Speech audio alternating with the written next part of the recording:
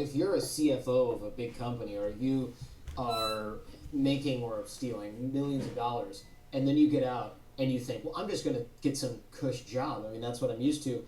I'm not going to drive for Uber. I'm not going to go work at Chipotle if they'll have me. So you just summed up arguably the most important point for any white-collar defendant who has to rebuild coming home from prison. Some think the work may be beneath them. Not all. My clients certainly don't.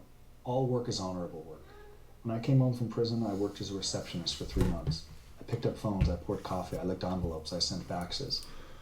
$12 an hour. Mm-hmm. Whatever it took to earn a law-abiding wage to begin to create a new record.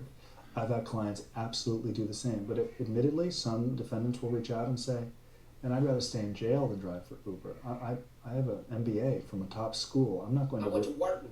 Right, yeah, exactly. I'm not going to do that. So I beg and I encourage them. Look at this as like a 1 or 3 or 5 year plan. What you're doing today, you may not be doing in 3, 5, or 10 years, but you've got to begin to create a new record.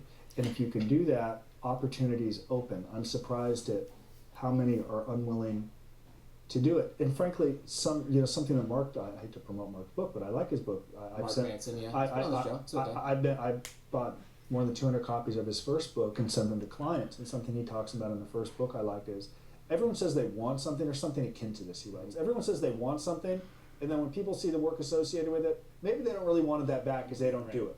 And that's what I frequently say to my clients. It's like the guy that wants six-pack abs, but he's sitting on the couch eating donuts. Well, maybe you don't really want it, but it's easier to talk about it. Right. And that's a conversation I have with clients. If you want it, this is the plan, this is the path back. Are you willing to invest the time when nobody cares, when no one's watching, when you have 6 followers on Instagram, 2 on Twitter, you got a probation officer breathing down your neck for $100 a month in restitution, you're living in a dumpy apartment, and you've got to get past thinking about who you once were, the life you once led, the money you made, the women you dated, the private jets you flew. Can you get past that? That is no longer your life. Just like I'm no longer a baseball player. I couldn't even field a ground ball right now. I'm so old.